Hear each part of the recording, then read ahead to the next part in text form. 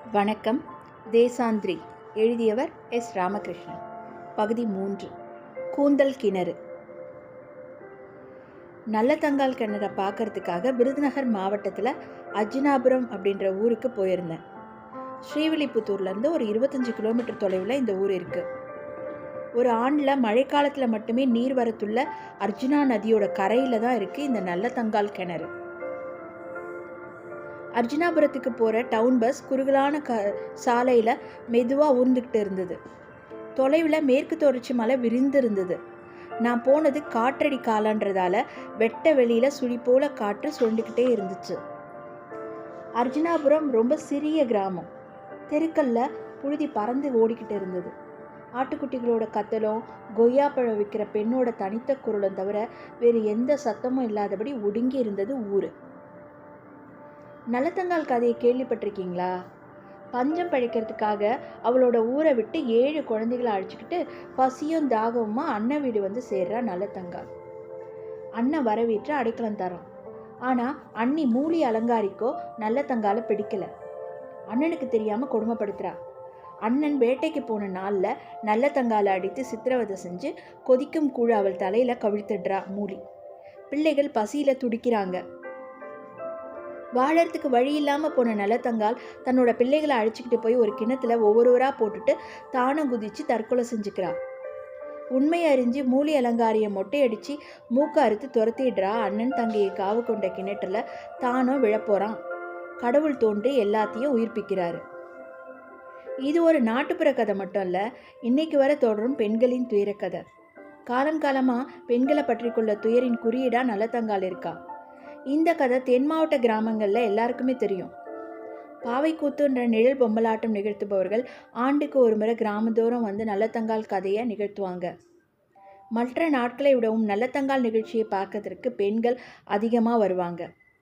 பசி பசி என குழந்தைகள் துடித்தபடி நிற்க நல்லதங்காலிடம் மூலி அலங்காரி பச்சை வாழைமட்டையை தந்து அடுப்பெருத்தி கூழ் காய்ச்சி கொள்ளும்படி சொல்லும் பொழுது பாவை கூத்துக்கான வந்திருந்த பெண்கள் பலர் தலை கவிழ்ந்தபடியே தங்களை அறியாமல் விசும்பி அழறதையும் பிறகு யாரும் பார்த்துடுவாங்களோன்னுட்டு சேலையால் கண்களை தொடச்சிக்கிறதையும் பார்க்கலாம். 7 குழந்தைகளை போட்டு தானும் இறந்து போன நல்லதங்காலின் கிணறு அர்ஜுனாபுரத்தில் இருக்குதுன்னுட்டு பஞ்சாயத்து கிளார்க் ஒருவர் சொன்ன நாள்லேருந்தே அதை காண வேணுன்ற ஆசை எனக்குள்ளே இருந்துச்சு.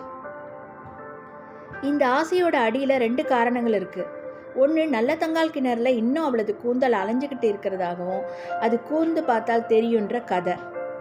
2வது, நல்லதங்காலோட உயிரை காப்பாற்றிய கடவுள் எந்த இடத்துல நின்றுட்டு இருந்தாருன்னு பார்க்கணுன்றது. அர்ஜுனாபுரத்தில் நல்லதங்காலோட கிணறு மிக பழமையாக இருந்தது. கிணறோட அருகில் சிறு சிறு உருவங்களாக அவளது 7 குழந்தைகளோட மண் உருவங்கள் செஞ்சு வச்சுருந்தாங்க. பாசி படர்ந்து போன தண்ணீர் இருண்டு கடந்தது. நல்லதங்காலோட கூந்தல் தெரியுதான்னு சொல்லிட்டு கூர்ந்து கவனித்து பார்த்துட்டே இருந்தேன். தண்ணீரின் மீது வெளிச்சம் படுறதும் சிதறதுமா இருந்தது. பேரி முளை வெட்டிக்கிட்டு இருந்த ஒரு பெண் ஒருத்தி என் பக்கத்தில் வந்து நின்று உள்ள எட்டி பார்த்தா. நான் அவகிட்ட நல்லதங்காலோட கூந்தல் தெரியுதா அப்படின்னு கேட்டேன். அவள், உங்கள் தலையில் மயிர் வளர்றதை நீங்கள் பார்க்க முடியுமா அப்படின்னு என்னை திருப்பி கேட்டா. அது எப்படி முடியும் அப்படின்னு சொன்னேன்.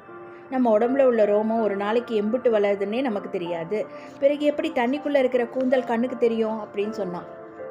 அப்போ இது வெறும் கதை தானா என்றதும் அவள் சற்றே ஆத்திரத்தோட, பொம்பளைப்பட்ட கஷ்டத்தை கேட்க யாரும் வரல, அவள் தலைமுடி தெரியுதா புடவை தெரியுதான்னு பார்க்க வந்துட்டீங்க.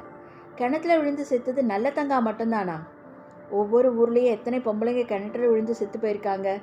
கிணறு வற்றி போனால் கை தவற விட்டு துருப்பிடிச்சு கிடக்கிற வாளி சொம்பை கூட பார்த்துடலாம்.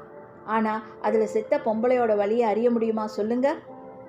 எப்போது மத்தியானத்தில் கிணத்து மேட்டில் நின்று கேட்டு பாருங்க, மூமுன்னு ஒரு சத்தம் வரும். அது என்ன சத்தம்? இது மாதிரி புதிஞ்சு போனவங்களோட அழுகைதான்.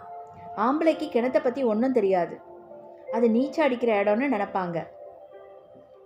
நல்ல தண்ணி கிணத்து படிக்கட்டு போய் பாருங்க, பொம்பளைகளோட கால் ரேகை பதிஞ்சு கிடக்கும். பெத்த பிள்ளைய கூட 4-5 வயசில் இடுப்புல இருந்து இறக்கி விட்டுருவோம். ஆனால் தண்ணி கொடுத்த சாகிற வரைக்கும் இடுப்பில் தூக்கிட்டு தானே அலையிறோம்.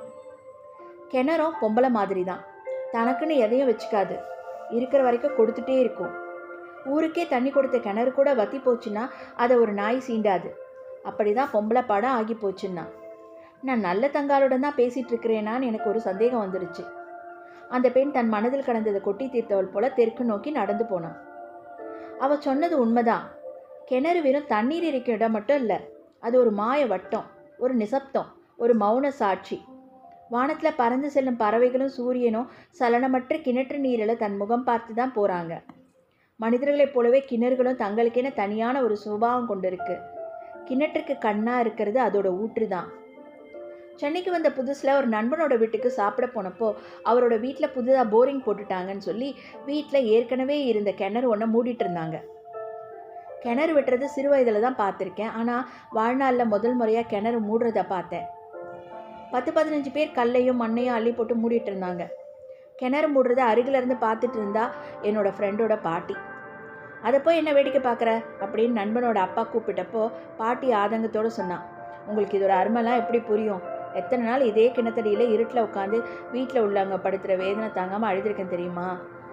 அழுது ஓஞ்சி போய் கிணத்துல தண்ணி இறைச்சி முகத்தில் அடிக்கும் பொழுது ஏற்படும் பாரு ஒரு குளிர்ச்சி, அதுதான் இத்தனையும் சகிச்சுட்டு வாழ கற்றுக் கொடுத்துச்சு. இல்லாட்டி கிணத்துக்குள்ளேயே குதிக்கிறதுக்கு எம்புட்டு நேரமாகி இருக்கும். நல்லத்தங்கால் கிணற்றின் முன் நின்ற பொழுது அந்த பாட்டி சொன்னது நினைவுக்கு வந்துச்சு. தண்ணீர் தேவையை கிணறு மட்டும் பூர்த்தி செய்யலை, பலருக்கு நினைவுகளின் ஊற்றுக்கண்ணும் அதுதான். சிறியதும் பெரியதுமான எத்தனையோ கிணறுகளை நான் கண்டிருந்த பொழுதும் என் வரையில் 3 கிணறுகள் ரொம்ப ரொம்ப முக்கியமானது. அவை ஜாலியன் வாலாபாக் படுகொலை நடந்த மைதானத்தில் இருந்த கிணறு. இன்றைக்கும் அது துப்பாக்கிகள் துளைத்த அடையாளங்களோட தீராத அழுகுரலால் புதையுண்டு போனதாக இருக்குது. மற்றொன்று திருநெல்வேலியில் உள்ள பாப்பாத்தியம்மாள் கிணறு. வெள்ளைக்காரங்க காலத்தில் தஞ்சாவூரில் வாழ்ந்த அகல்யான்ற பெண்ணை சதி கொடுமையால் இறந்த கணவனோடு சேர்த்து அவளையும் உறவினர் எரிக்க முற்பட ஆங்கிலேயர் ஒருவரால் காப்பாற்றப்பட்டு அதனாலேயே ஜாதி விலக்கம் செய்யப்பட்டு வாழ வழியின்றி கிறிஸ்துவ மதம் மாறினாராம் அந்த அகல்யா.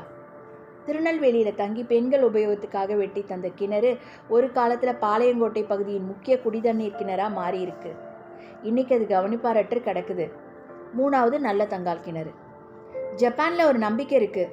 ரொம்ப நோய்வாய்ப்பட்டு ஒரு உயிருக்கு போராடிட்டு இருக்கிறப்போ அவரோட வீட்டை சேர்ந்தவங்க குனிந்து கிணத்துக்குள்ளே கேட்குறபடி அவர் நலம் பெற வேணும் அப்படின்னு சப்தமாக கத்தணும். அப்படி அவங்க பிரார்த்தனை செஞ்சால் சாவுலேருந்து அந்த நபர் உயிர் பெற்று விடுவார். காரணம், கிணற்றினுள் நாம் அழைக்கும் குரல் நேராக கடவுளுக்கு கேட்குறது. கிணறுகள் கடவுளின் காதுகள்ன்றது ஜப்பானியர்களோட நம்பிக்கை. நிஜமோ பொய்யோ, இன்று நாம் செய்ய வேண்டியதெல்லாம் கிணறோ குழாயோ எதுவாக இருந்தாலும் குடிக்கிறதுக்கு சுத்தமான தண்ணீர் வேண்டும், கடவுளேன்னு சத்தமிடுறது தான். நன்றி, வணக்கம். நாளை பார்க்கலாம் லோனாவாலாவில் பார்த்த மழையை.